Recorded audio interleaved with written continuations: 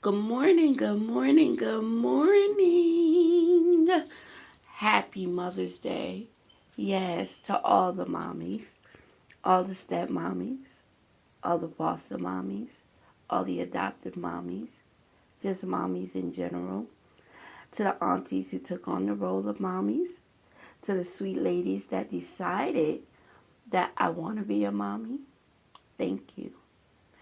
This is a special edition of Blah Diaries of Being Broke, Lonely, Angry, and Horny. And so, why do I say being? Because sometimes when we are mommies, we take on challenges that we would never ever imagine. You see, being a mom, as I am, I'm a mother of 6 children.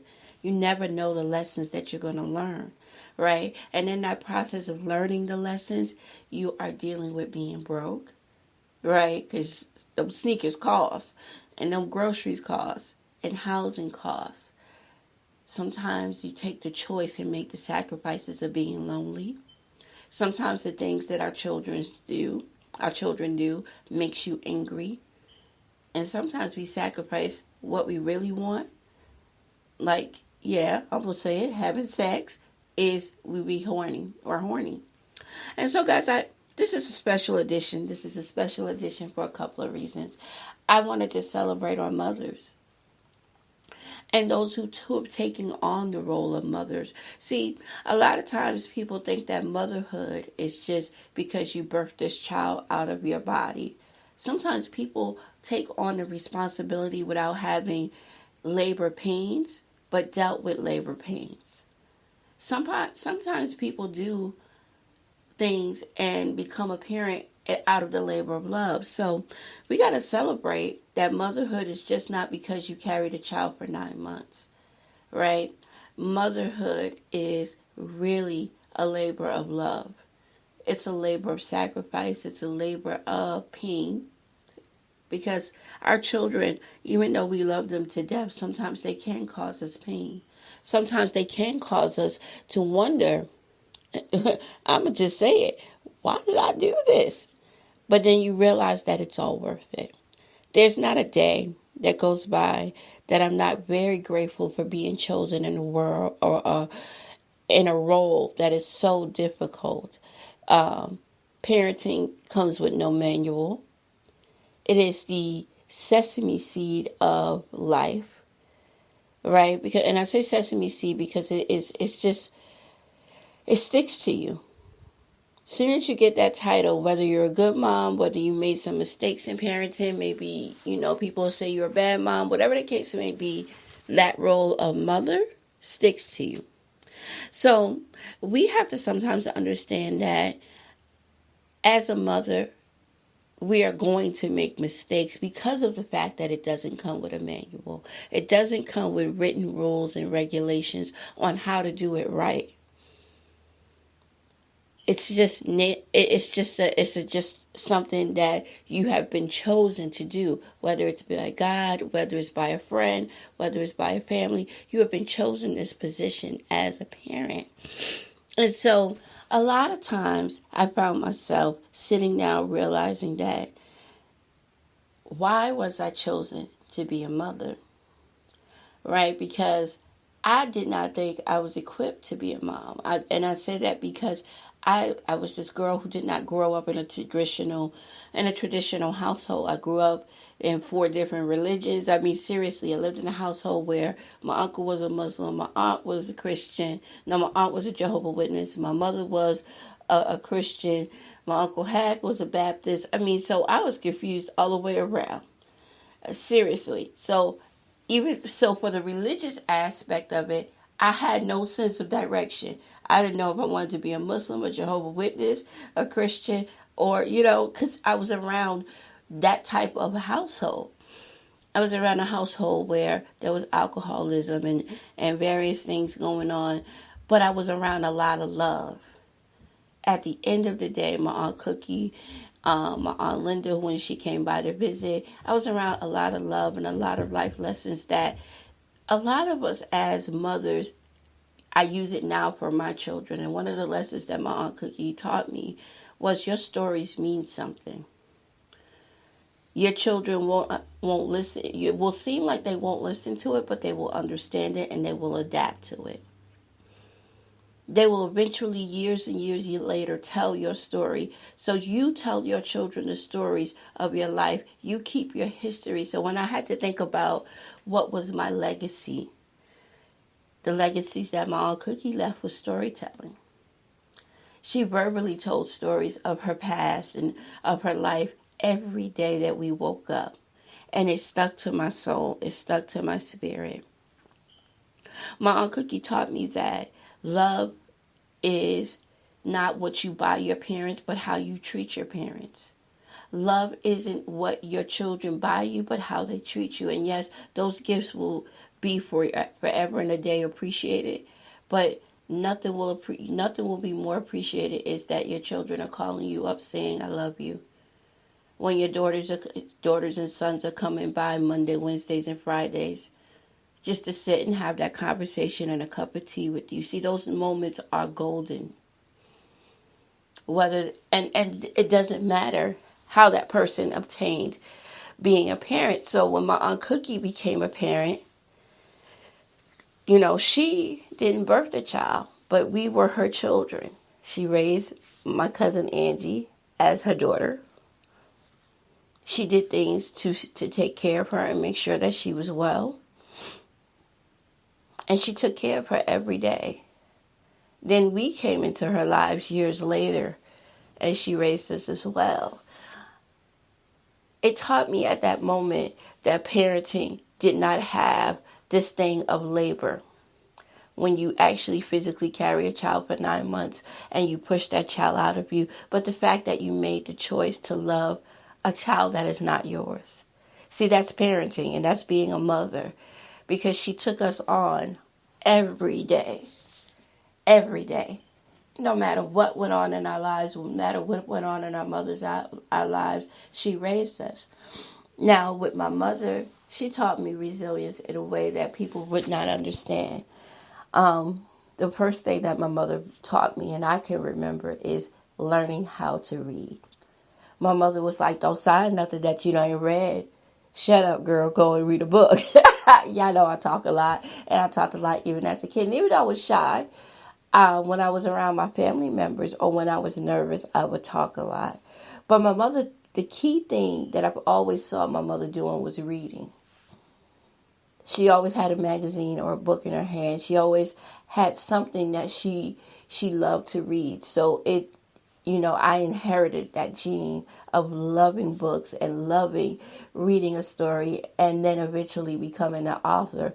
Because without her teaching me to read and saying this is going to get you far in life, I would have never read a book. My mother, even though had issues and things that went on in her personal life, I saw a sign of resilience. A sign of resilience that even though sometimes you can be a mess, you can turn some of your mess into masterpieces. My mother is very creative as far as doing floral arrangements and making things look really pretty. That is what my mother has a skill of doing. And so I appreciate that she passed that on to me in certain sense. Like, I can't design, but I can design things online and use digital graphics to make things look pretty. So that was something that she gifted on to me. Another thing that my mother gifted me was the fact that as I got older, I didn't do it when I was younger, but as I got older, the freedom to say what I wanted to say and not have fear. Because I would watch my mother curse people out and I have no fear. My mother would say what she had to say to a murderer, to a doctor, to a lawyer, to whomever she wanted to say something to, and Sandra gonna tell you off, okay? She gonna make sure you hear her mouth, and you gonna be mad, and you gonna be angry, but she told you off. And so I appreciate that now, because now that I'm older, and I've discovered my voice, I'm not afraid to say. And let me just say this: she has no filter. I do. People have no idea that I was around women who had mouths and tongues that was lethal and sharp, and they could cut you in half with their words. And the one thing that I learned from my Aunt Linda, watch your words, they will destroy a person. So my Aunt Linda, God rest her soul. See, it takes a village to raise a child. See, none of the lessons in my life that I would have possibly learned could come from just one person. And so my Aunt Linda would say, watch your words, watch your mouth. Don't let those words bounce off of another person and again it comes back onto you, because eventually someone is not going to have regards for your feelings. Somebody's not going to have respect, and what you say to a person will forever affect them. But what you say to yourself, watch what you say to yourself. And I still had issues with that years and years later. See, we are around resilient and amazing people who teach us to be who we are today. A lot of my friends, a few of my friends, have lost their mothers. And it is a painful moment. And I had to learn from my Aunt Cookie, who lost her mother at a very young age, at 21 years old, who said that one day I was sitting in the chair and I needed a reminder of why I should go on. And then I saw my mother float up by my chair window. And I realized that I had to be, she said, your purpose is to take care of others. See, everybody is a mother. We don't believe it, right? Because we believe once we carry this child for 9 months, that makes you a mother. That doesn't make you a mother. Anybody can be a mother who has something in their one heart. And their one heart, because it got one, is love. Who has patience, who has time to take on somebody else's challenge. See, our daughters and our sons, we are, especially and nowadays we have parents who don't want anybody telling them what to do with their child, but then go and wonder why our babies are doing what they do. And see, it takes a village to raise a child. It takes a village of mothers. It takes a village of mothers. It takes a village of aunts. It takes a village of uncles, and sometimes we want to just have ownership of our babies, but we can't do it by ourselves, right? Because we don't have all the answers as mommies. However, that title has been given to you, whether it's been gifted to you because you decided to step up and speak out to help a child who a mother couldn't do it, or because you decided that, listen, as her aunt, I'm her mama. As her godmother, I'm her mama. See, it bothers me when somebody says, well, she can't be a real woman if she can't have no babies. No, she may be more of a mother than you, and it may, sometimes people get envious, right? Right? But see, if we change our mindsets, if we decide to do this thing as a parent, as a mother, yes, today is Mother's Day, but really just really step out of motherhood and step on the role of being just a parent, because there's a different role. You are the mother because you birthed that child, but sometimes you're not a parent. Sometimes you're a mother, but you're not a parent, and you got to understand that there's two different definitions. And sometimes we think that being a parent is, I bought her everything and she right. Because, social media and life has got us twisted to think that we have bought our children everything. And I'm telling you straight from fact, my mother didn't buy me all the nice things. My Aunt Cookie didn't buy me all the nice things. But what they gifted me for free is love. When I needed to do something, my Aunt Cookie had my back. My Aunt Linda would step in. My Aunt Barbara would step in. People who loved you and cared about you stepped in regardless of whatever. And sometimes we want what other people have, but we don't realize that just because they got everything under the sun doesn't mean that they have love. Doesn't mean that when they go out, and sometimes people have a whole bunch of nice stuff, but have no morals.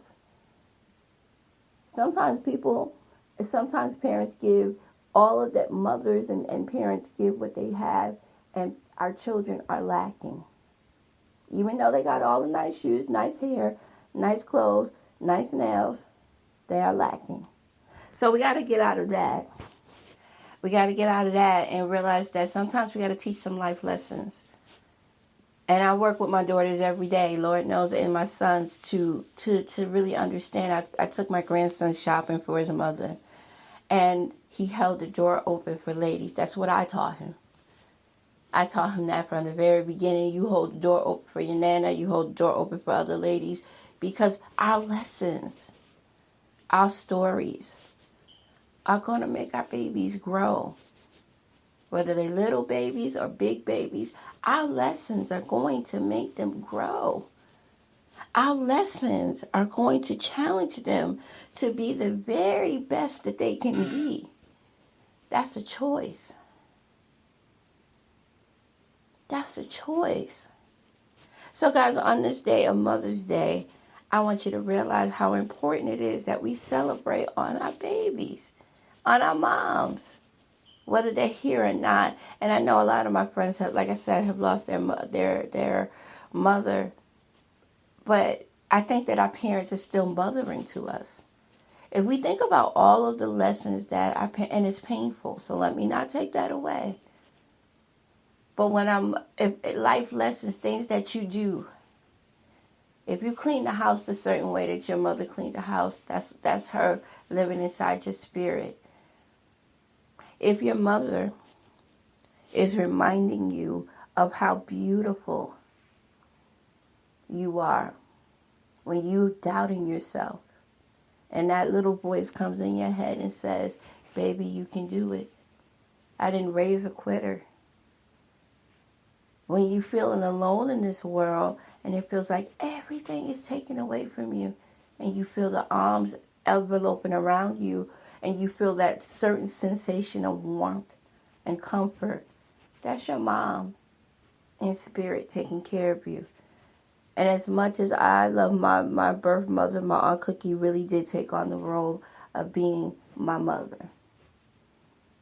There's no shade, because I'm not going to throw shade at my mom. She did the best that she could, and I honor her today and every day after that, because sometimes we got to look at it as our parents did the best that they knew how. We don't know what their broke, lonely, angry, and horny was.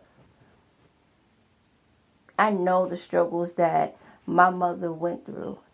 I'm not saying that everything that happened to us was right, and I'm not condoning behavior, but I've forgiven and moved on, and that's because I don't have time or the energy to hold on to what she hasn't done right. All right? So many people do that. I'm going to hold on to what she hasn't done right. I'm going to just be angry at her because she didn't do this right. She wasn't good to me. And I'm not saying it doesn't hurt. But if I'm going to teach forgiveness, then I'm going to practice forgiveness. I can't get out of my broke if I'm always broke. Let me say it again. I can't get out of my broke if I'm always broken. Talk about what she did. Because see, once I hit the age of 18, I made some conscious decisions. 16, I made conscious decisions. I made some conscious decisions that she wasn't. It wasn't like my mother said, hey, I want you to go and do that. I made a choice. And I lived with my choices. I wasn't a street girl. And there was a lot of things that my mother would not let me do that. God, thank her for protecting me. She didn't let me go out in the streets. She left me with my Aunt Cookie. And whether we want to look at it, sometimes our parents will leave us to protect us. My mother left me with my Aunt Cookie to protect me because she knew how fragile my soul was. I saw a lot of things, but I really, really didn't see all the things that I should have seen. I really, really had to understand my mother's journey of being a parent, because I knew that outside of her being a parent, she's still human, and she had other stuff going on. See, sometimes it just aggravates me, especially when educators don't look at the fact that, have you traveled in that person's shoes? See, the lesson I learned about parenting and being a mother is do you know the shoes that your mother traveled in? What's her story? I'm going to share that I got a beautiful card yesterday for Lloyd. And I just want to thank him so much for always thinking about me on Mother's Day, for never, ever forgetting her birthday, and just really always showing me love. But he told me a story, and he talked about damaged petals. People always remind me. He said that people always remind you of what you do bad and what you don't do right. But no one ever realizes how damaged your petals are. So he went on to list some damaged petals that even though I was a rose growing through that in the process of growing through concrete, your petals can get damaged. And I thought, oh my God, this man here then got the point. Yes, right? But he was right. See, even though we are roses that grew, some of us are roses that grew through concrete, in the process of cutting through that concrete, you're going to lose some petals. Some of those petals are going to be damaged. Some of those petals are going to fall off. And that's even in the process of being a parent or being a mom. You're going to damage those petals in a place where people are not going to get it. And everybody's going to tell you what they should do, how come, why come. And I don't understand why she's like that. But I had to think about, do you understand the damage that rose grew through? Do you know that maybe she didn't know anything but abuse? Maybe she didn't understand that. And for people who keep saying this thing, like, well, she was around people. If you're not around love, you don't know how to love. You don't wake up and be like, ooh, as a baby, you birthed out your mom puss, and you're like, oh, I love you. You don't know that. Because if you're coming out of a womb of non-love, how would you know? If your mother despised you from the moment you pushed out, she pushed you out your puss, and everything around her was hate, how can you beget love? We are taught what we see. We are taught what we learn. We learn what we're taught, So how can we sit and act like, I don't understand. I don't understand why she's like that. Figure her out. Stop throwing her to the wolves. Stop saying going to counseling. I was in the cab yesterday, bringing my meat home, and this gentleman said something who was Muslim. He said the moment the United States took children connecting to God, and he said, and my culture, we're not taking Allah out of our culture. No matter what we may think. He was 100, and my uncle prayed 5 times a day, daily. 5 times a day. He let nothing or no one stop him from his prayer time. No one stopped him from studying the Quran and doing what we do. But I saw differences in Christianity. I saw the difference in Jehovah's Witness. And I was 2 shakes and a hug from becoming a Muslim because it was so disciplined. We take away the values that are the core of our family. And I'm not telling anyone to be in religion, but we need to have a higher power.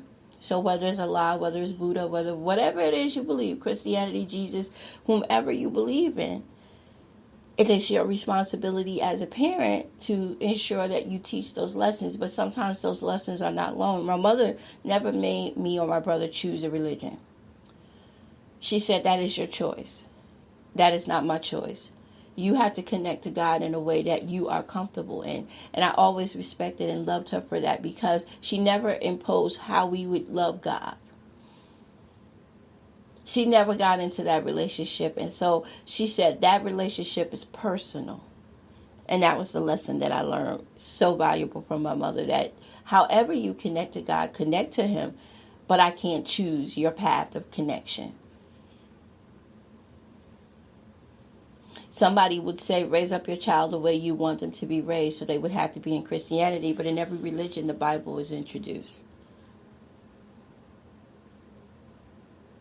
And so let me say that again. In every religion that you choose, the Bible is introduced. The Bible is along with the Quran. The Bible is along with the Torah. The Bible is along with other things. And Jesus is mentioned in every aspect of religion. So we know that He is real.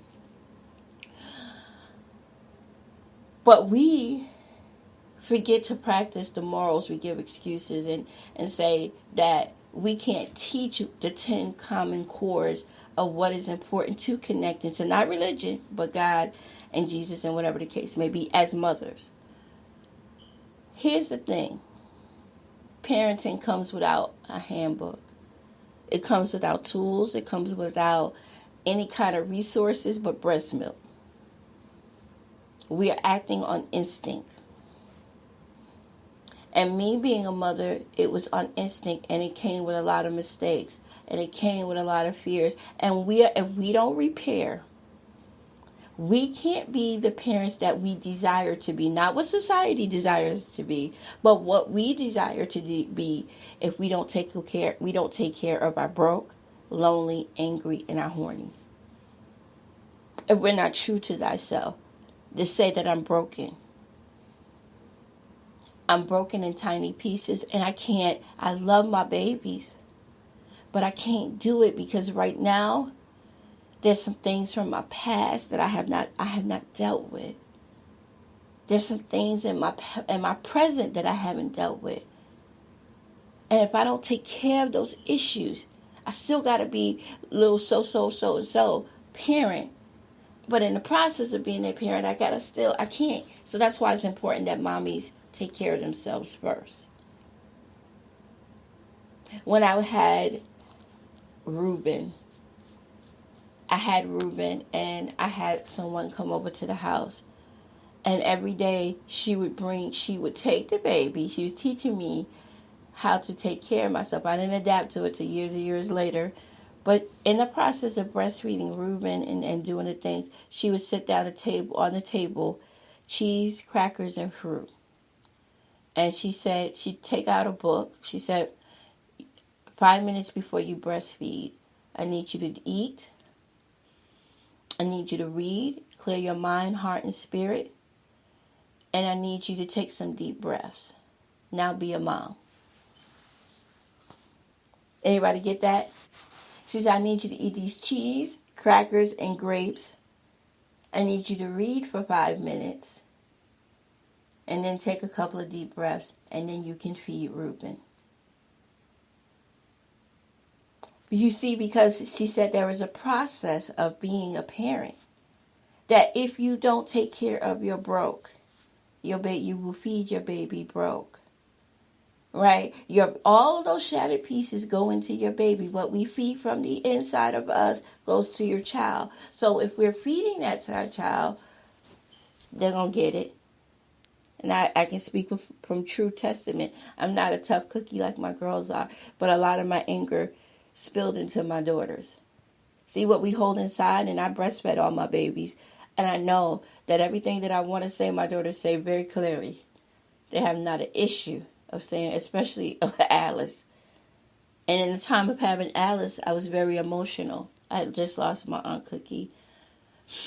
I was moving out of New York City to South Carolina by force. So I had a lot of anger and hurt and lonely. And I was dealing with a lot with their dad. So when I say to you that what you feed your child is what's coming out of you will go into your child. So if you're a new mom or you're a breastfeeding mom, watch what you do, watch what you say. Eat them cheese and crackers and grapes. Read and take a couple of deep breaths. Clear your mind and your spirit to give to your baby. And your older children. Sometimes I have to watch what I say. I have to take a deep breath.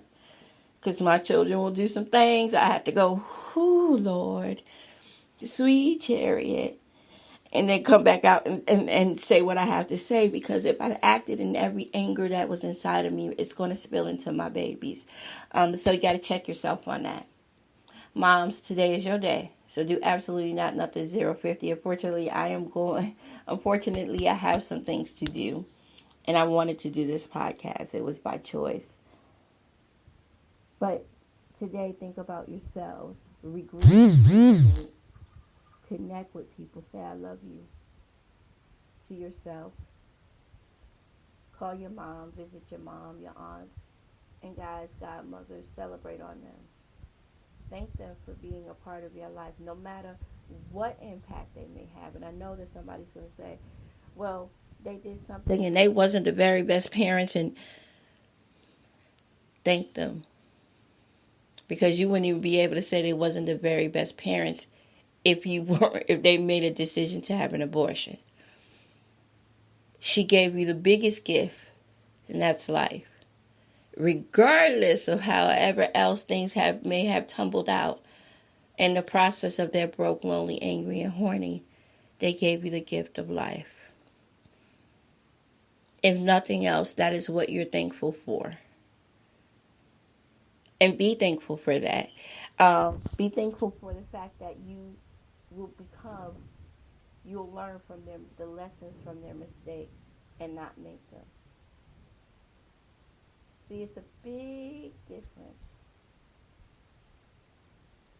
It's a big difference when you choose to learn from the mistakes and then actually repeating the mistakes. It's a big difference when you learn to love wholeheartedly and with forgiveness. See, I don't want to be anything that, it was like I was around alcoholism and drugs all my life. And so that's what was the lesson that was taught to me, not to use alcohol and drugs to suppress my pain. Right? That was the lesson, because I saw the ruins of it. It could have easily been turned. And I was around people who said, I bet not catch your ass doing that, or I'm going to tear you alive. So I was around people who educated me not to do that. I was around people who inspired and encouraged me to be the very best woman that I could be in my life, in spite of mistakes. See, in all my mess, I've turned it into a masterpiece. And I continue to turn it into a beautiful masterpiece. That's what our mothers have done for us. In all of their mess, whatever their mess may be, and they're broke, and they're lonely, and they're angry, and they're horny. And believe me, sometimes our children think that they're the only company that we deserve. That in our broke, and our lonely, and our angry, and in our horny, we have had some pain. So on today, I want to thank some very important parents in my life and mamas. I want to thank my mother for gifting me life, for gifting me the opportunity to read and love reading the way I do, for being able to give me various lessons in life that I would have never learned by anyone else. Thank you, Mom. I love you. I want to thank my Aunt Cookie for being mom and parent when my mother couldn't do it, for instilling in me morals, for trying to make sure that I had when she didn't have. I want to thank her for teaching me how to cook, thanking her for showing me how important I am, for encouraging and empowering and showing me love in no way that no one could ever do, regardless of all of her challenges. Thank you for the gift of storytelling. Thank you, thank you, thank you, thank you, thank you. I would not be who I am today without you stepping in when my mother couldn't do it. And I so appreciate you. I appreciate and miss you beyond measure. Thank you. Thank you, thank you, thank you, Aunt Linda, for telling me that I was beautiful when I thought I wasn't. Thank you for teaching me that a queen knows that her potential is limitless, and that her value is priceless. Thank you for encouraging me every day to not let life's obstacles take me down. I would not have been as strong as I am without you. Thank you, Angie, my cousin, my first best friend. The first image of what a good mother is, in spite of obstacles, in spite of all the things that she endured in her life. Thank you for teaching me that you can shine no matter what. She's the first person that I saw that said, you know what, I am going to college. I'm getting out of a certain situation. I'm going back to college. Who works so hard, 2, 3 jobs, and I'm going to shine. In my darkest hour, I'm going to shine. In my darkest hour, I'm going to shine, and I would not be who I am today without her. So thank you. Thank you for teaching me that sometimes you have to shelter yourself to regroup yourself. Sometimes it's okay not to answer the phone, because if you're still broke, lonely, angry, and horny, you got to fix yourself. And sometimes that may mean being alone and regrouping yourself, because you got to deal with this by yourself. And once you deal with it by yourself, you can deal with the world and say, listen, this is what's going on with me. Thank you. Thank you to all the friends who have taught me valuable lessons and took in helping me to raise my children. In some of the most difficult times in my life, I would not have been able to do it. Thank you, Joyce, for being there for my babies, and always, and even though they're your grandbabies, thank you for loving on them the way you do, and never ever forget to give them the love that they need. See, it takes a village. So, guys, thank you so much today to all the mothers. However you obtained the title, thank you, thank you, thank you. Thank you so much. This means the world to me, to see these beautiful mommies do absolutely nothing. Let somebody else cook for you. Order out. Do nothing. Let me put on, and I've been wanting to use this little effects. Do nothing. So let me clap.